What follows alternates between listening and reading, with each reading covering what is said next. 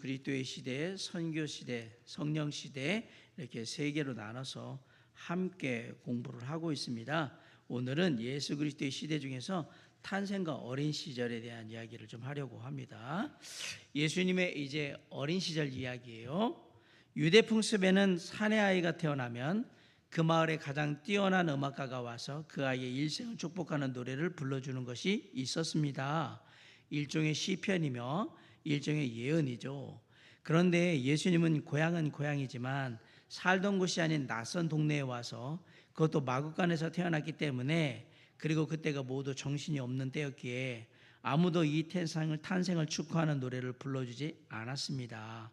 혹시 이 가운데 태어나자마자 축하 인사는 고사하고 푸대접을 받은 분이 있나요? 그렇다면 당신은 이미 예수님을 닮으셨습니다. 출발이 대단히 좋은 인생입니다. 그러나 하늘의 하나님 아버지께서는 지상에서 푸대접을 받고 있는 예수에 대하여 지상에서 노래를 불러줄 음악가가 없으면 내가 하늘에서 보내야지 하시고 천사들을 동원하셨던 것입니다.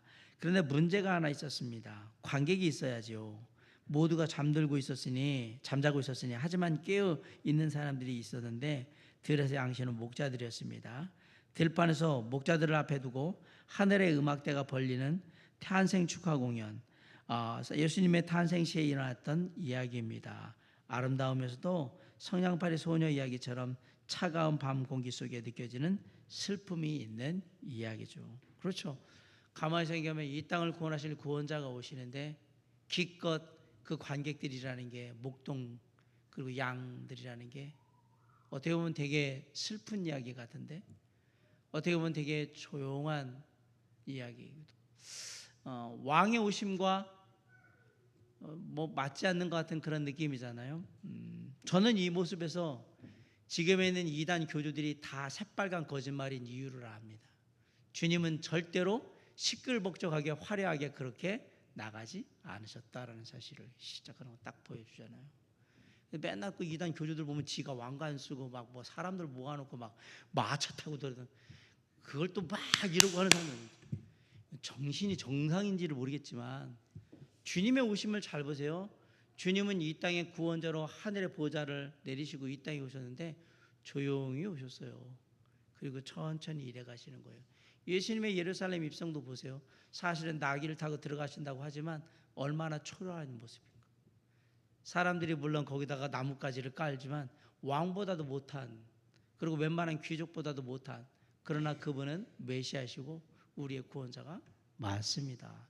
그런 외적인 모습만 봐도 이단의 교주들이 왜 자신들이 메시아가 아닌지를 저는 증명한다고 봅니다. 그들의 삶은 주님을 닮은 구석이 한 군데도 없기 때문에 그래요. 자, 줄거리 요약. 하나님의 독생자 예수 그리스도께서 인간의 몸으로 이 땅에 오셔서 인간들과 똑같은 삶을 시작하시는 이야기. 한번 다 같이 하겠습니다. 시작.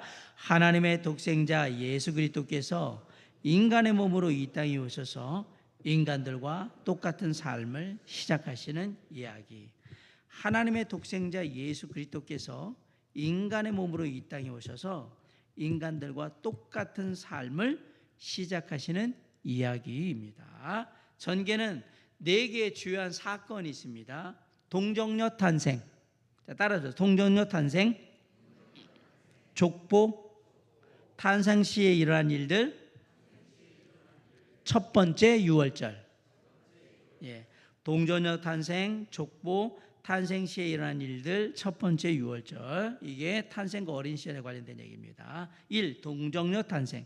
예수님은 인간의 원죄를 가지고 태어나신 분이 아니다. 예수님의 동정녀 탄생의 이야기는 많은 스캔들의 주제였다. 그러면서도 하나님은 왜 동정녀 탄생을 통해서, 동정녀를 통해서 태어나도록 하셨을까? 죄는 없으시니라는 원죄의 사슬 속에 있는 사람은 결코 죄 가운데서 인간을 구원할 수 없기에 그랬던 것이다. 쉽게 말하면 머무댕이가 머무댕이다 하면 된다고, 너 하나 자기 앞가림 하나 못하는 주제에 누구를 신경 써? 이러면 안 되는 거죠. 죄의 문제는 똑같잖아요. 죄의 문제는 자기 죄도 처리를 못하면서 뭐 누구 죄를 처리해 준다 이렇게 나오면, 그래서 예수 그리스도께서 죄가 없어져야 되는 이유는 죄 없는 자이기 때문에 죄 있는 자를 도우실 수 있는 거예요. 예수님이 죄 있는 자라고 그러면 당신부터 구원받아야 되는 존재이기 때문에 하나님이 아닌 거죠. 이건 당연한 논리예요, 이게. 그러면 예수님은 다윗의 자손이 아니지 않는가? 아니다. 아니에요. 엄밀히 다윗의 자손과 예수님과 무슨 관계가 있습니까? 사실은 아무 관계가 없습니다. 요셉이라는 아버지 때문에 지금 다윗이 있지만 엄밀히 말하면 인간하고 아무 관계가 없어요. 아버지 성령으로 잉태되셔서 동정녀에서 탄생하셨기 때문에 다윗의 족보에 다윗의 혈통 이렇게 얘기할 때 아버지 요셉의 혈통이 다윗의 혈통이니까 그렇게 얘기하는 거지. 그러냐? 여기서 말하는 다윗의 자손이냐? 아니요. 이렇게 되는 거죠. 예수님을 잉태할 당시에 마리아는 정혼 상태였는데 이것은 야고보나 달리 이미 결혼한 것이지만 아직 동침하기 전의 상태이다. 그래서 천사가 요셉에게 네 아내 데려오기를 주저하지 말라고 한 것이다. 참 타이밍이 절묘합니다. 다윗의 자손이면서도 인간의 혈통에 가운데 있지 않을 수 있는 길이 이 동정녀 탄생인 거예요. 혈통으로는 아버지가 다윗의 혈통이니까 아버지의 아들로서 당연히 그냥 인간적인 혈통은 그렇게 되는데 놀랍게도 인간의 혈통 가운데 들어가지 않는 방법은 뭐냐? 이 사람 남자와 여자의 만남으로 태어난 자녀가 아니어야 되거든요. 그게 동정녀 탄생이란 말입니다. 동정녀 탄생이라는 얘기는 죄가 유전되지 않는다라는 얘기를. 이 족보 이스라엘의 구원자일 뿐 아니라 온 인류의 구원자이시다. 예수님의 정체성은 족보 속에 잘 드러난다. 그런데 예수님의 족보가 마태복음과 누가복음 두 곳에 나온다. 같은 인물의 족보가 왜 두 군데나 나오는가? 게다가 더 황당한 것은 두 족보가 서로 다르다는 것입니다. 자, 마태복음의 족보를 한번 볼까요? 아브라함부터 예수님까지 여기에는 41명의 이름이 들어있어요. 이건 이스라엘의 족보예요. 자, 마태복음의 족보는 어떤 족보다? 이스라엘의 족보입니다. 다윗 왕과 중심의 족보예요. 다윗 왕 중심의 족보구나. 다윗의 혈통을 중심으로 한 족보예요. 예수님의 계보를 다윗으로부터 그의 아들 솔로몬을 거쳐 추적하는 거죠. 그 다음에 요셉의 계보를 제시해요. 예수님의 아버지, 정확하게 엄밀히 말하면 그렇죠, 그냥 키운 아버지죠. 요셉의 그 혈통을 중심으로 한 족보는 마태복음의 족보예요. 다윗의 자손으로 오신 이스라엘의 왕, 이게 마태복음의 족보가 얘기하고 싶은 겁니다. 누가복음의 족보는 예수님으로부터 하나님까지. 마태복음은 아브라함부터 예수님까지였는데 여기는 예수님부터 하나님까지로. 족보에 누가 들어왔어요? 하나님이 들어왔어요. 여기에는 74명의 이름이 들어있다. 온 인류의 족보입니다. 인류의 족보입니다. 다윗 왕과 중심의 족보가 아니고 다윗으로부터 그의 다른 아들 나단을 거쳐서 추적해요. 나단, 다른 아들 나단, 마리아의 계보에 나와요. 마태복음의 계보는 요셉의 계보고 누가복음의 계보는 마리아의 계보예요. 그리고 온 인류의 구속자로 보신 두 번째 아담으로서의 예수님. 자, 마태복음은 이스라엘을 보고 누가복음은 온 인류의 족보다. 그래서 다르다. 틀린 게 아니고 다르다. 온 인류의 구속자로 오신 두 번째 아담으로서의 예수님입니다. 자, 마태복음 1장 16절 한번 펴보세요. 마태복음 1장 16절, 누가복음 3장 23절 두 군데를 한번 볼게요. 마태복음 1장 16절. 누가 한번 큰 소리 좀 한번 읽어볼까요? 마태복음 1장 16절. 자, 읽어보세요.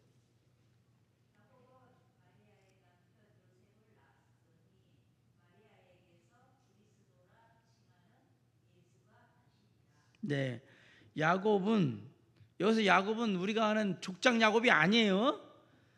뭐 그냥 성경에 나오면 야곱 나오면 다 족장 야곱인 줄 알고 그러면 큰일 나요. 바울이라고 하면 다 사도행전에 나오는 바울이라고 생각하지 그러면 안 돼요. 여기 야곱은 mat단 이렇게 나오잖아요. 야곱은 마리아의 남편 요셉을 낳았고 마리아에게서 그리스도라 칭하는 예수가 나시니라. 이거 뭐 이상하다는 생각을 안 합니까? 15절 한번 읽어보세요. 엘리웃은 엘리아사를 낳고, 엘리아사는 마따를 낳고, 마따는 야곱을 낳고, 야곱은 마리아의 남편 요셉을 낳았으니, 정상적으로 흐름은 뭐라고 얘기해야 돼요? 여기서 그 다음에는 마리아에게서 그리스도와 칭하는 예수가 나오는 게 아니라 요셉에게서 이렇게 나와야 되는 거죠. 그게 맞는 거잖아요. 마리아가 나오면 안 되는 거란 말이에요. 이스라엘의 족보에서 여자는 취급을 안 해요. 남자가, 여기 지금 아버지가 다 낳는 거로 됐잖아요. 남자는 아이를 못 낳습니다. 그러나 이스라엘 족보에서는 남자가 아이를 낳는 거로 되어 있습니다. 다 그렇게 되어 있잖아요. 그러면 여기서 뭐라고 그래야 되냐면 마리아의 남편 요셉을 낳았으니 라고 해서 했는데, 이것도 독특한 게 뭐냐면 마리아의 남편이라는 표현까지 썼어요. 그만큼 마리아라는 사람이 중요한 사람이라는 얘기겠죠. 사실 정상적으로 보면 그러면 뭐라고 그러냐면 요셉에게서 그리스도라 칭하는 예수가 나시니라 이렇게 돼야 된단 말이에요. 근데 누구에게서 났다고 그랬어요? 마리아에게서 이렇게 됐어요. 의문을 가지시라고 했죠. 의문점을 있으면 적어보라. 왜 여기서는 남자가 낳고가 안 나오고 마리아가 낳았다고 얘기했을까? 이게 의문점이잖아요. 마태복음에 의문점 1. 자, 누가복음 3장 23절로 갑니다. 의문점 2. 자, 3장 23절 누가 한번 읽어보세요.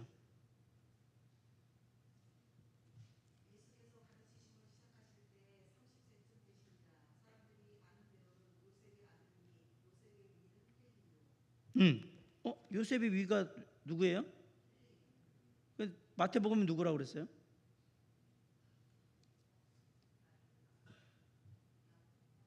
야곱이잖아요. 이래서 성경은 거짓말이다. 여기 거짓말이잖아요. 마태복음엔 야곱이라고 해놓고 누가복음에 보니까 헬리래요. 자, 아까 뭐라 그랬죠? 다윗 이후로부터 뭐예요? 다윗의 다른 아들 나단으로부터, 솔로몬 쪽이 아니라 나단으로부터. 자, 마태복음의 계보는 솔로몬 쪽으로 온 계보고, 누가복음의 계보는 다윗의 다른 아들 나단으로부터 온 계보란 말이에요. 그래서 위에가 바로 누구냐면 헬리라고 해요. 쭉 이렇게 올라오면 어쩌고 누구요 뭐다 이리요 어쩌고 저쩌고 올라가잖아요. 쭉 옵니다. 이게 다르다라는 얘기를 해드리려고 하는 것입니다. 그래서 위에 쭉 보시면 여러분들이 그 31절 보세요. 그 위에는 멜리아요, 그 위에는 맨나요, 그 위에는 마따다라요, 그 위에는 나단이요, 그 위에는 다윗이요. 31절에 가니까 누가 나와요? 누가복음 3장 31절에 다윗이 나오잖아요. 다윗의 바로 다음은 누구예요?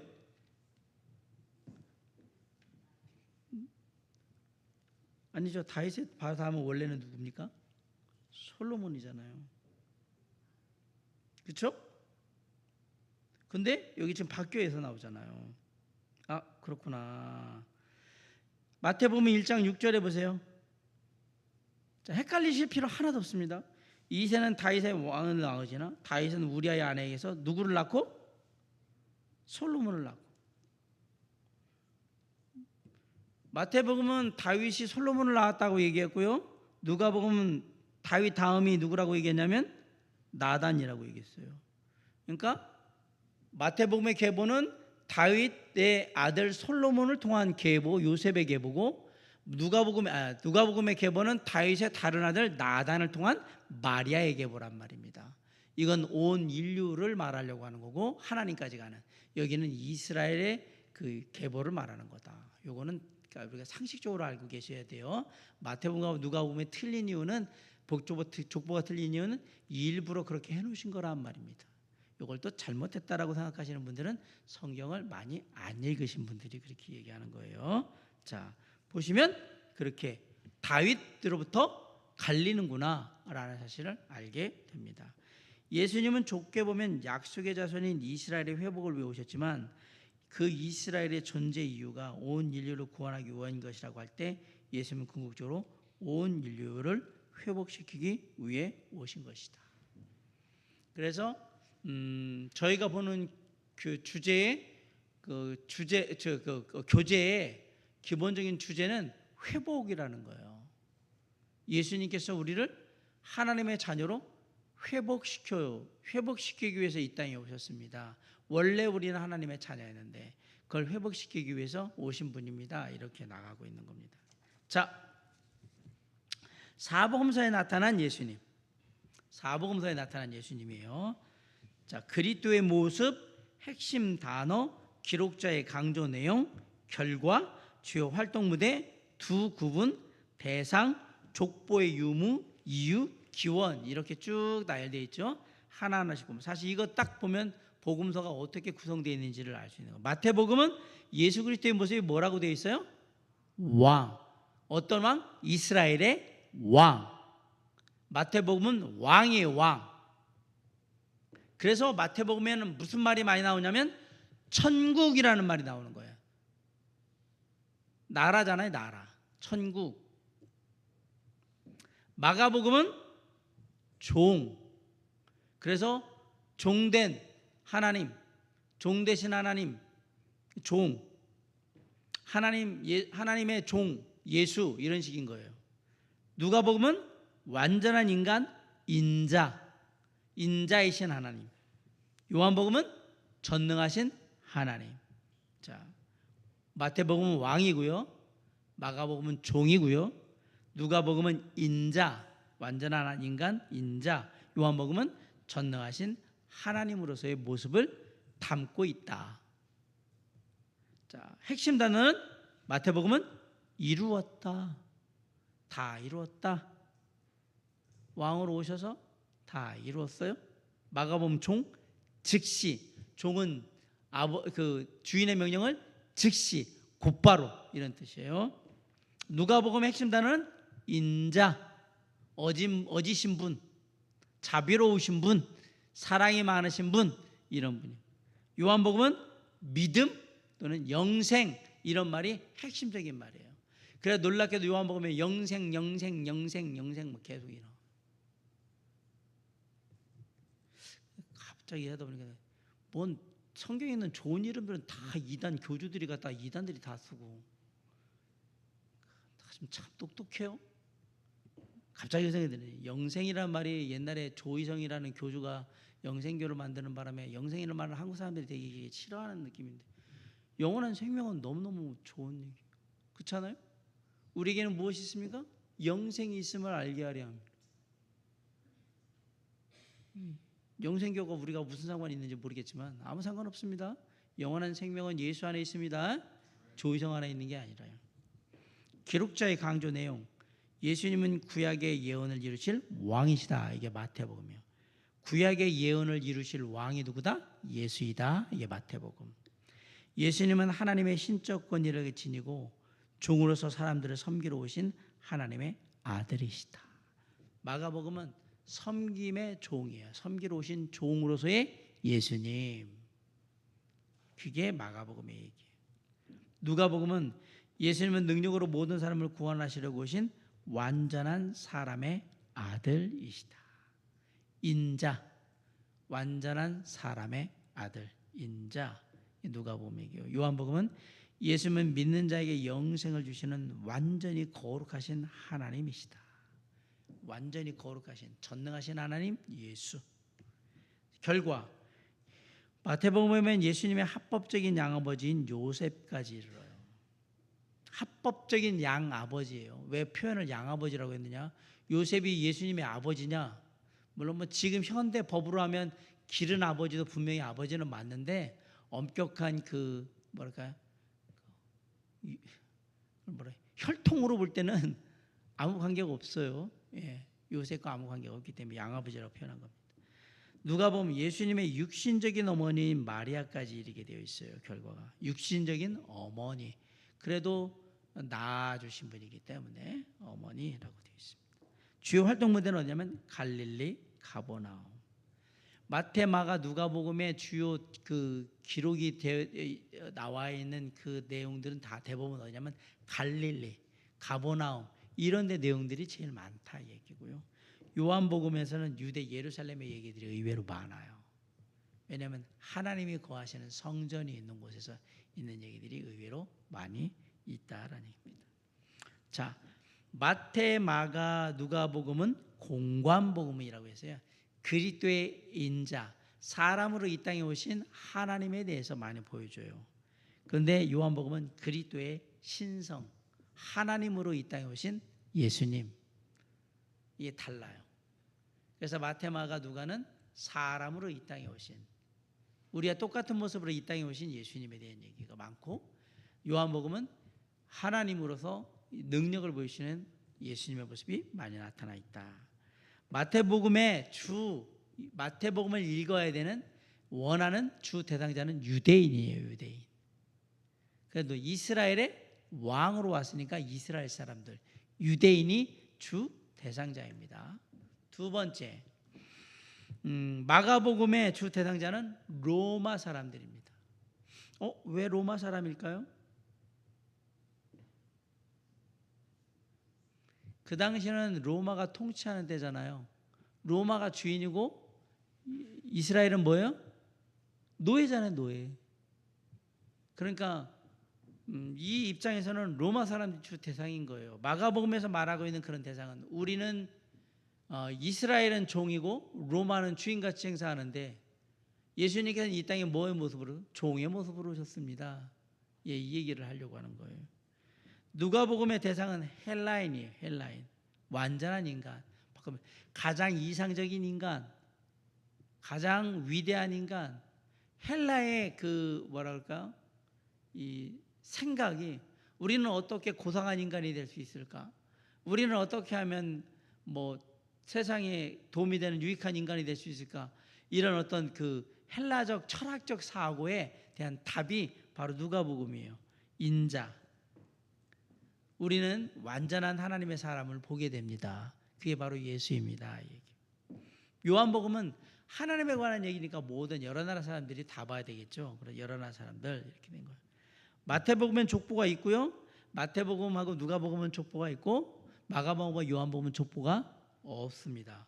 자, 그럼 이유, 마가복음에는 왜 족보가 없죠?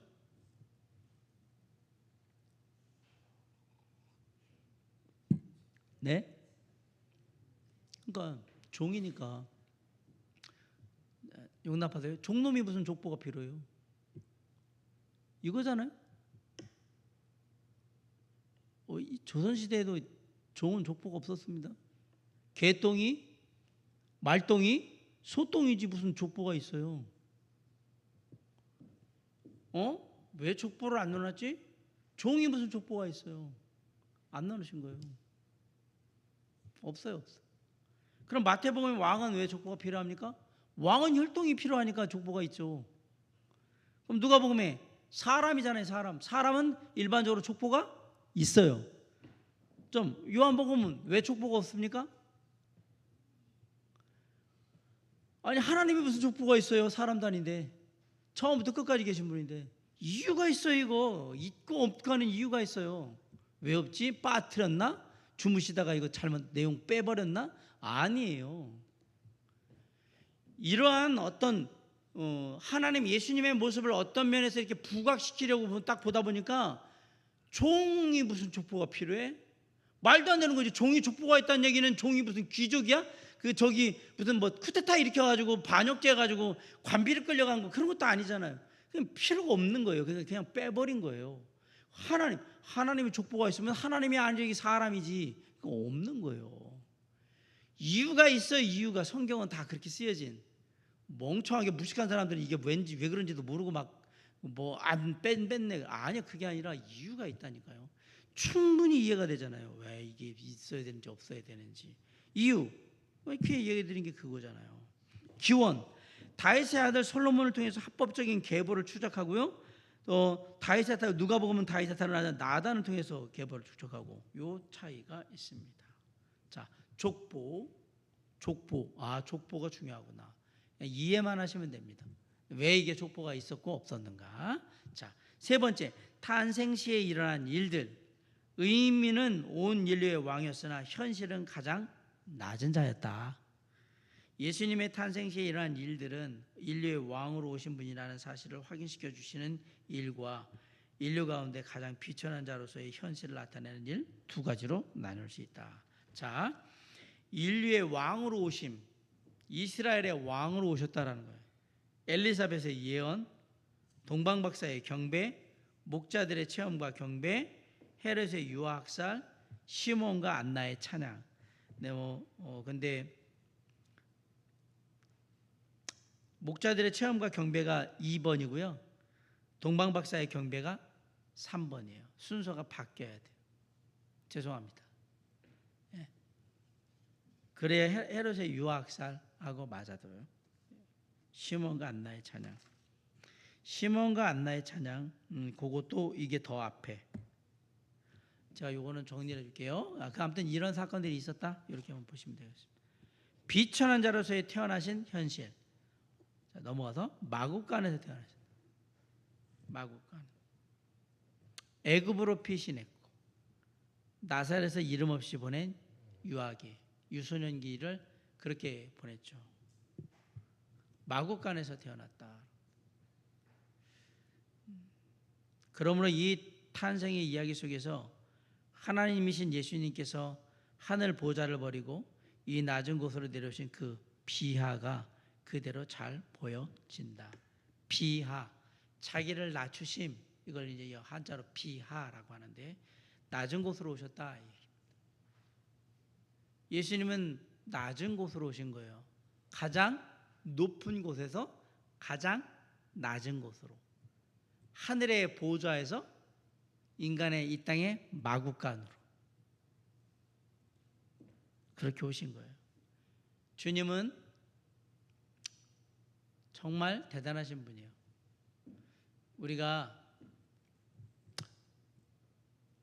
제가 차를 타고 다니잖아요. 이전에 휘발유 자가용을 타기 전에는 스타렉스를 탔단 말이에요. 지금은 스타렉스를 타라 그러면 피곤해요. 왜 그럴까요? 자가용을 타고 있기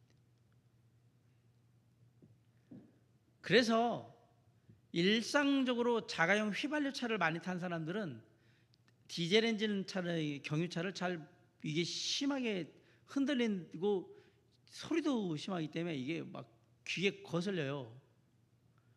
그리고 여러분, 작은 경차를 타는 사람이 소형 세단 이런 거 타다가, 소형차 타다가 준중형 타다가 중형차 이렇게 해서 탄다.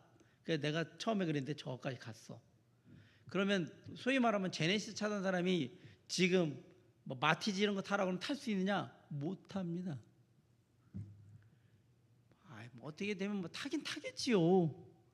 나 기쁘고 즐거운 마음으로는 절대로 못 탈 겁니다. 왜? 내려오는 건, 올라가는 것은 누구나 좋아하는 일이지만 내려오는 것은 그 누구도 원하지 않는 일이기 때문에 그래요. 근데 우리가 표현할 때 가장 높은 곳에서 가장 낮은 곳으로라고 얘기하잖아요. 주님이 어떤 분이신가를 그대로 보여주는 거예요. 인자가 온 것은 섬김을 받으려 함이 아니고 도리어 섬기려 온 거란 말이에요. 이게 비하예요, 비하. 그렇게 생각하니까 또 이단 교주들이 생각나네요. 이들이 메시아가 아닌 이유, 예수가 아닌 이유 간단하게 나옵니다. 저는 교주들이 가서 뭐 어디 가서 청소를 했다거나 아니면 배식 봉사를 했다거나 뭐 했다는 얘기를 들어본 적이 없어요. 맨날 대접만 받지. 그러면 이들은 절대 메시아일 수가 없어요. 간단하잖아요. 그냥 보면 네 삶이 네가 메시아가 아니고 예수가 아님을 증명한다. 교주들아. 아닌 거잖아요. 비하는 우리가 쉽게 얘기하지만 이것은 있을 수 없는 일인 거예요. 누가 왕좌를 버리고 거지가 되면 제일 밑바닥에 종이 되겠냔 말이에요. 사람이라면 만약에 정권이 바뀌면 그렇게 할 수 있을지 모르겠지만, 될 수 있을지 모르겠지만, 하늘의 보좌를 버리시고 이 땅에 오신다라는 것은 엄청난 결단이 아니면 안 되는 일이죠. 그만한 이유가 있어야 되는데, 예수 그리스도께서 하늘의 보좌를 버리고 이 땅에 내려오신 이유가 뭡니까? 이유가 뭡니까? 우리를 사랑해서 아닙니까? 우리 입장에서 보면 이게 뭔 이유가 돼요? 나 같은 걸 왜 사랑해서 가지고 내려와요? 그러지만 주님한테는 이게 가장 큰 이유예요. 그럼 거꾸로 생각해 보세요. 예수 그리스도께서는 그 일을 이루시기 위해서 그곳에서 여기로 내려오셨다고? 그럼 나는 뭐냔 말이에요. 나 같은 하찮은 인간을 위해서? 그래, 너는 너를 하찮다고 생각했는데 나는 너를 가장 소중하게 생각한다.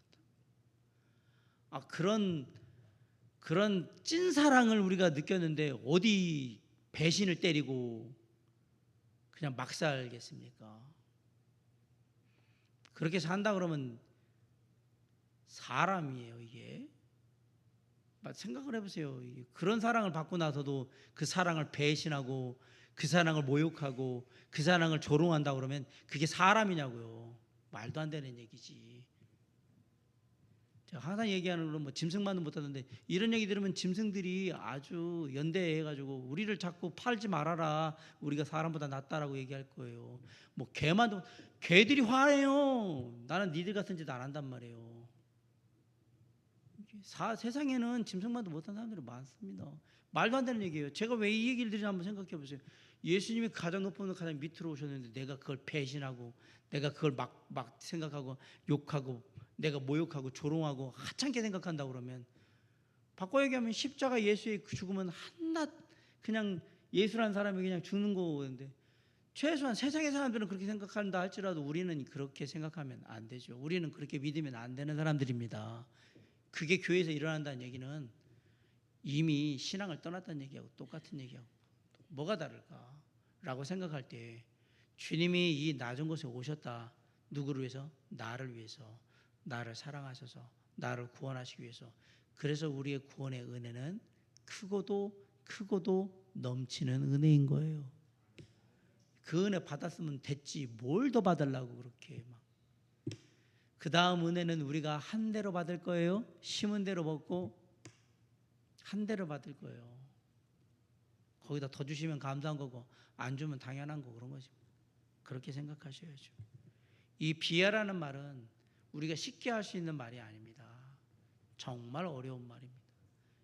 그래서 오늘 한번 여러분들에게 주님이 가장 높은 곳에 가장 낮은 곳으로 오셨다, 이 마음을 좀 마음속에 깊이 한번 생각해 보시면 좋을 것 같습니다. 첫 번째 유월절 어린 양으로서의 자신을 아시다. 성경이 예수님의 어린 시절 가운데 12살 때 첫 번 유월절을 맞아 예루살렘에 올라간 이야기만을 유일하게 하고 있는 것은 아주 의미가 크다. 그것은 예수님께서 공생애 동안 인간들과 똑같은 삶을 사시면서도 계속 자신의 유월절 어린 양처럼 인간을 죽음에서 구원하시기 위하여 죽어야 할 존재임을 자각하셨다는 것을 의미하고 있다. 예수님의 12살 때 그때 딱 기록 이외에는 나머지가 없어요. 그 전 기록도 없고 태어날 때 빼고는 없고 12살 이후에 30세 공생애 할 때까지 기록도 없어요. 한 18년 정도 되는 기록도 없어요. 예수님의 생애와 유월절, 12살 때 처음으로 성전에 올라간 날이 유월절이셨고요. 공생애 기간 동안 매년 유월절이면 예루살렘에 올라가셨습니다. 십자가에 죽으신 날이 유월절이었고요. 최후의 만찬도 유월절 식사였어요. 십자가에서 뼈가 꺾이지 않은 유월절 어린 양으로서의 예수님을 말하는 거예요. 그러니까 예수님은 당신의 유월절 어린 양이에요. 죄를 사하고 회복케 하는 그 죄의 사함과 회복의 어린 양, 그게 예수 그리스도예요.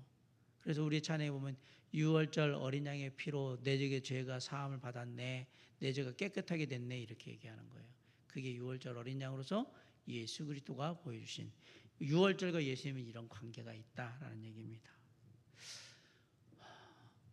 오늘 우리가 예수님의 어린 시절에 있었던 여러 가지 이야기들을 함께 좀 해봤습니다.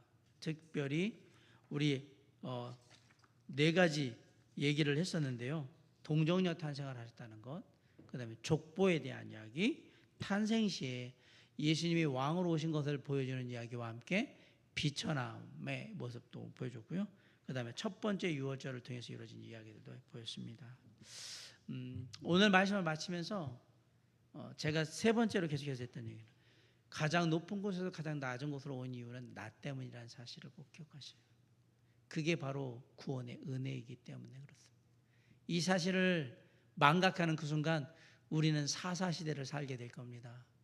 그런데 우리가 이 사실을 그 높은 곳에서 낮은 이곳으로 오신 이유가 바로 나를 사랑하셔 나를 구원하시기 위한 십자가의 대속에 그 일을 위해서 오셨다라는 걸 우리가 잊지 않는 한 우리는 주님의 자녀로 아름다운 삶을 이루게 될 것입니다. 저와 여러분의 삶에 주님의 이 땅에 오심이 더욱더 깊이 기억되는 오늘 이 저녁이 될 수 있기를 주님의 이름으로 간절히 축원합니다. 기도하시겠습니다. 사랑과 은혜가 풍성하신 아버지 하나님 시간 기도합니다. 예수 그리스도께서 이 땅에 오셨습니다. 왕으로 이 땅에 오셨고 종으로 이 땅에 오셨고 인자로 이 땅에 오셨고 정말 온전하신 전능하신 하나님으로 이 땅에 오셨습니다. 그리고 이 땅에서 모든 일을 이루셨습니다. 그런데 그 모든 것들이 다 나를 위한 것이었습니다. 가장 높은 하늘의 보좌에서 가장 낮은 이 땅으로 오실 때에 그 이유는 바로 나의 죄를 대속하시고 그러므로 믿는 나에게 하나님의 자녀가 될 수 있는 놀라운 권세와 은혜를 허락하여 주시기 위해서 오셨다는 사실을 다시 한번 마음속에 새기며 주님께 나아갑니다. 주님, 주의 은혜로 이끌어 주시옵소서. 주의 선하심으로 함께하여 주시옵소서. 바라옵고 원하옵는 것은 우리의 삶을 통해서 주님 영광 받아 주시옵소서. 선하신 하나님의 역사하신 가운데 늘 주와 함께함으로 주의 정말 그 겸손하심 속에 또 큰 은혜를 힘입고 살아가는 우리 모두가 될 수 있도록 역사해 주시옵기를 간절히 바라며 남은 3일도 주님께 맡겨며 승리할 수 있도록 도우실 줄 믿고 감사할 때 예수 그리스도 이름으로 간절히 기도를 삼나이다. 아멘.